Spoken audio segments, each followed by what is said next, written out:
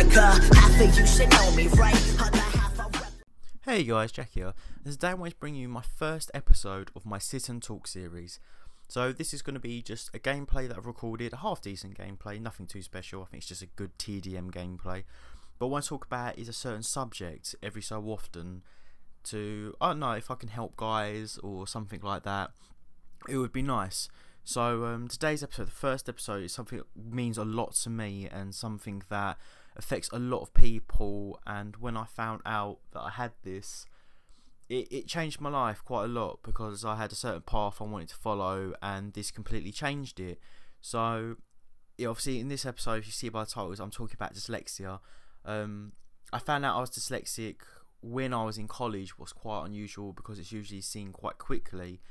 And it upset me that it got found really late, because there were signs that I had it and it got completely ignored, but for whatever reason I've got it, and it did change my life, and I've had to change a lot about myself. So what I want to talk about is, if you've got it, it does have to change a few things. So if you have got it, obviously there are things that, obviously, if you don't know what dyslexia is, the things that like it can cause, it's just a learning difficulty.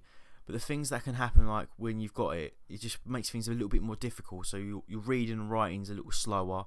I never enjoyed reading. My handwriting is awful. You can confuse orders of letters. So if you look at something, so like take the word "and," you might for a quick second see A D N instead of obviously A N D. And that's just a quick glance and you go, oh, okay, that's the wrong way round. And that's a part of dyslexia. You can kind of see words wrong. You can also put letters the wrong way. So obviously if you've got like a B or a D, you can kind of get them wrong way round. Spelling is actually a really big one for me. I'm not really great at spelling. If it's words I use on my day-to-day basis, it's not too bad. But it's... if it's words I don't ever use, my fiance says she's doing dancing and she's using all these motion words, and I have no goddamn. I look at them and I go, that's just a jumble of letters to me. But yeah, that one's a big one for me. I spell how it says, so even the word dyslexia, there's random letters in there, and you go, thanks for that, whoever came up with the word dyslexia. The word that means it's hard to spell, you spell it really difficultly with a lot of silent letters. Understanding information, like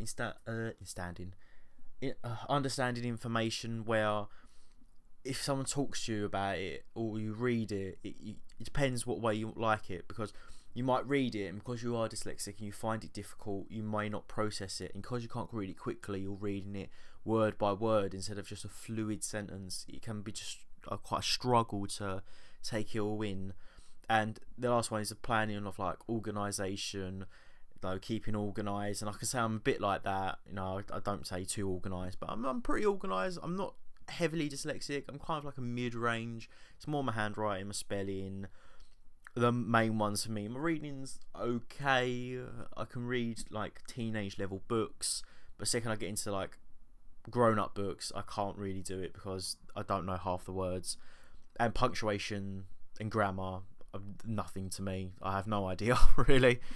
But so now you know what dyslexia is. So now what I talk about is like the facts and figures. So apparently, I'll show you the links. I'm on the Dyslexia Action website, and it says almost 10% of the entire population is dyslexic in some form or way. Obviously, people are very heavy dyslexic. I knew someone in school who couldn't spell the most basic of English words, so she was very dyslexic. Where some people like myself were only a little bit, quite mildly, but with my story with it, it was, I went through all my school being very good at maths, very good, top end, like top classes, getting the highest grades in maths. But my English was unbelievably poor. And if you're from the UK, it's in like your junior school, like year 3, 4, and 5. That I found out that I had a 7A maths in my stats and a 3C in English, and no one kind of put together that might be a thing, that might be a reason why I might be dyslexic. Anyway, I got through secondary school, I passed all my GCSEs, I got a C in English, so I made it look like there weren't any problems, and I got to college and I started doing A-levels, And the difference between GCSE and A level is in GCSE they don't really take into consideration your spelling and stuff like that, where in college they do. If you can't form a basic sentence in your A levels, you're going to get the lowest grade. I came out of 2 of my exams going easy A, and I got Fs. And obviously I was very confused at the time, but it is what it is. And I was like, okay, I'm not going to give up college. I've done the BTEC instead. And only after doing about 2 months of my BTEC that my one of my teachers said to me, "Are you dyslexic?" And I said, "Oh no, I've not had a dyslexia test, but I don't think I am. So I'm going to put you in for a dyslexia test and see if you are." And a real dyslexia test costs like a couple of £100 or something, but it was kind of like to see if I've got traces of it. And I did go into the room, and they kind of just give you like spellings and words that are just one letter off from the correct spelling, and you've got to click whatever one you think is right. And they don't tell you what the correct word should be. They just say, "Oh, what one is spelt correctly." And it came out that I was my traces of dyslexia was 100%. So it was like, I turned to the lady and I said, "Am I dyslexic?" She went, "Yeah, you are." So what that changed for me is I wanted to work in business, and I wanted to work in offices and finance, and I thought that'd be really fun. But where I can kind of get numbers mixed up and letters mixed up, I tried office work and it really wasn't for me. I found it very difficult sending emails. But I don't want you to put you off. If you can do it, there is ways to do it. Like for me, if I didn't know how to spell a word, Google is the best thing ever. For example, for a while I didn't know how to spell bridge. I never used it in my day-to-day life. When would I ever write bridge? So I was like, how do you spell that on the top of my head? And all you got to do is go on Google, type in the Golden, and obviously Golden Gate Bridge comes up. Copy and paste. There you go. There's your word for you. And if you don't know what a word says, plug your headphones in, Google Translate, put in English to English, and it will tell you the word. It's also handy with people's names. So there is ways around it, and it's not the end of like the world if you are dyslexic. There are ways around it, and I'm sure I'll put the link in the description of the websites I found.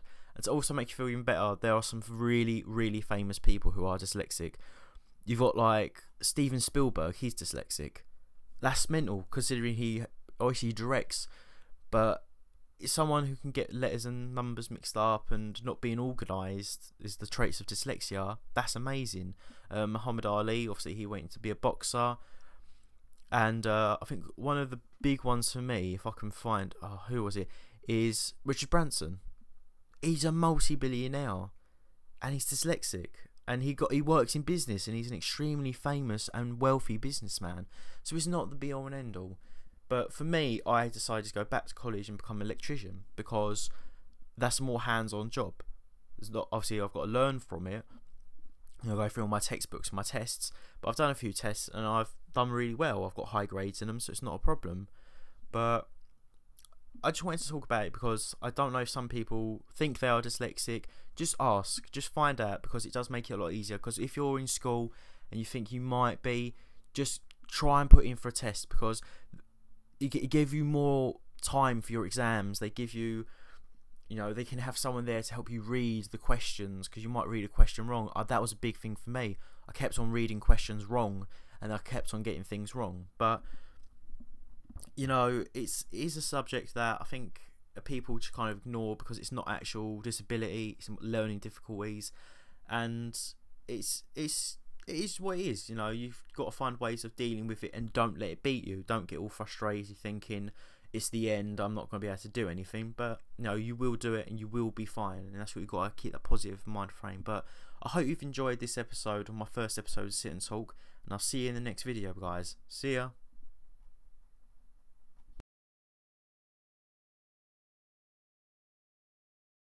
And now that's over with, don't forget to like, leave a comment and subscribe. See you in the next video.